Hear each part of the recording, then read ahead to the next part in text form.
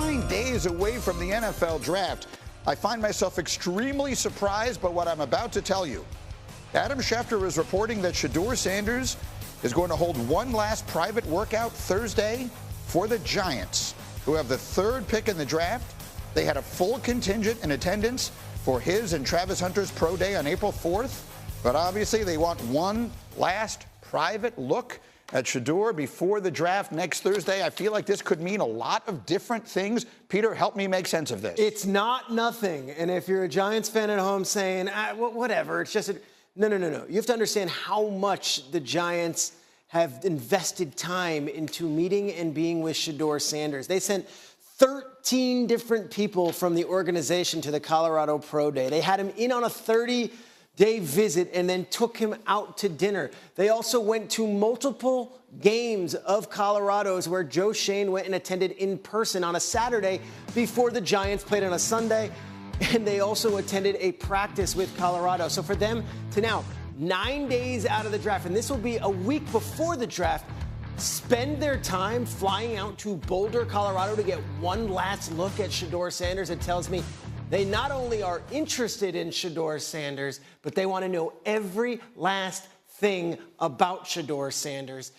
This is not just a smokescreen. You don't do this. You don't waste your time getting on a flight and going from East Rutherford to Boulder a week before the draft unless you are actually interested in either selecting Shedeur Sanders at 3 or maneuvering the chessboard to get up and get him later in the first round. Those were the first thoughts that I had was, does this mean the Giants are seriously considering taking him at 3?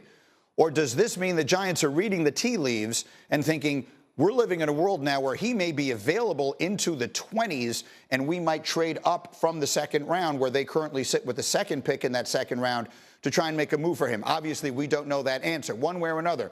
Well, Big Swagoo, the floor is yours. What do you make of the Giants and Shedeur getting together 1 week before the draft, one final time? Yeah, I make of it what the history of the league tells us. And I agree with Peter that this is a serious moment for the New York Giants. Whether they're positioning to trade up to get Shedeur Sanders or whether they're positioning to take him 3rd in the draft overall, I don't think you can ever take this position for granted. And we've seen these franchises in quarterback purgatory. So you do your due diligence all the way up until the last hour. I've never subscribed to the fact that the Giants are just going to let Shedeur Sanders sit there if they understand that he can potentially be a franchise-leading quarterback. And here's the other thing, too.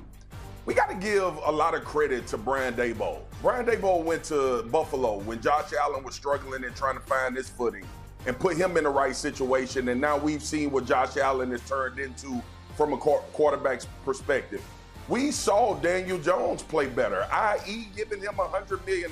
Now, I'm still thinking they crazy over that, but Brian Daboll obviously coached him well enough to put him in that position. You watch Shedeur Sanders play. He plays with rhythm, he plays with time, and people have talked about the porous offensive line that he had, which caused a lot of issues with him in college. When I watched Shedeur play, it felt like he had NFL cachet. It felt like he understood that this game on this level has to be played cerebrally first before you get to anything else. And I think the Giants are exploring that and are going to continue to explore that all the way until we get to Green Bay and that 3rd pick is on the clock.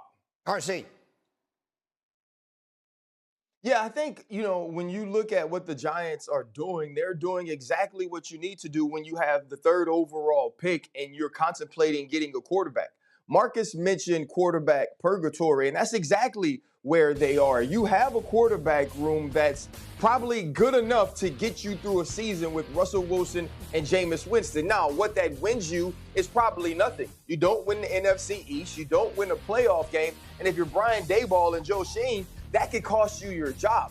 So if Shedeur Sanders is a guy that you can have play this year and have him show the Mara family that, okay, we are moving in the right direction with a young player that we have touched, we have put our imprint on, we've got into the system, and moving forward, this could be a guy that brings us to the next level, that's enough to keep your job.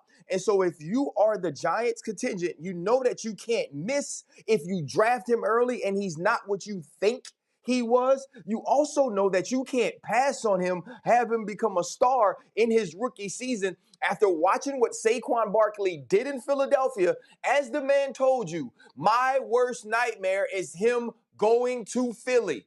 And so if you're the Giants, you have to make sure that you absolutely hit a home run with the third overall pick, and that's what they're doing. And if you're the owner, you do not want to hear that being the reasoning, that they're taking a quarterback because we're trying to save our jobs. What's the best thing for the team? What's the best thing for the organization? This team actually has a pretty good front seven in Dexter Lawrence and Kayvon Thibodeau and Brian Burns, and they added 2 key players in the back. They like their defense. You add an Abdul Carter to that front seven, the Giants actually have a strength to their team. I would hate for them to draft a quarterback for the sake of, well, if we don't and we go 8-10 with Russell and Jameis, we're out of jobs. That would be the absolute wrong reason for Shedeur Sanders to be the third overall. I agree, and yet it happens all the time. I want to try and bounce something off you guys, okay? And Marcus and then RC, I'm dying to hear your perspective on this, because I host the First Draft podcast, so I've been having these conversations with Mel Kiper and Field Yates pretty much all season long. But for the fans who don't really know it, who don't watch Shedeur Sanders play and all that stuff, Brian Daboll became a legend by turning Josh Allen into a great quarterback. Shedeur Sanders is the exact opposite of Josh Allen, okay? Josh Allen he was enormous. He was a ridiculous athlete. He could throw a ball through a car wash without it getting wet and needed to learn the nuances of playing quarterback, and Brian Daboll taught him that. Shedeur Sanders is the exact opposite of that. His strengths are the nuances. That's what he's great at. He's great at exactly what Marcus said, the rhythm, the timing, and all that stuff. But he's not that big. He doesn't have a cannon for an arm. He's not a ridiculous athlete. And those are things that probably aren't going to change. So, Marcus, I guess the question I want to ask you is, in the NFL today, do you have to have those things? Is there room in the NFL for the really smart quarterback who plays generally from the pocket and all that kind of stuff? Or are we now in a place where if you're going to draft a quarterback that high, he's got to have all those other things that a lot of the great ones of this generation have? No, G. Look, it's a luxury, but I'll never subscribe to a quarterback that can operate and maneuver from the pocket and be a precision passer and push the ball down the field and make great decisions of being a quarterback that you can't win with. Like, when you look at Shedeur Sanders, obviously it's not eye-popping athleticism. It's enough to navigate the pocket and get where you need to get. It's enough to get 5 to 7 yards and get you a first down to continue to keep the sticks moving.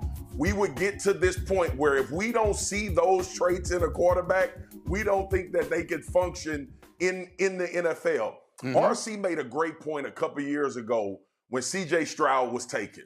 And everybody waited to see if C.J. Stroud was athletic enough in that playoff game against Georgia to determine if he would be a good quarterback in the NFL. We hadn't seen him move around the pocket like that a lot. But what we did know was he was a pinpoint accurate quarterback. He could throw the deep ball. He had great accuracy. He understood when the ball needed to come out of his hands. He understood concepts as well. So I still think it works in the NFL. It's a luxury to have a guy that can break the pocket and take it 50 or 60. But in reality, they ain't coming out of the draft every year. And they are anomalies still, even though we've grown accustomed to watching these dudes operate at a high level, the ones that we talk about. It's a great way to put it, RC. Is it a luxury or a necessity to have all those other things that in the NFL 20 years ago you wouldn't have even thought about?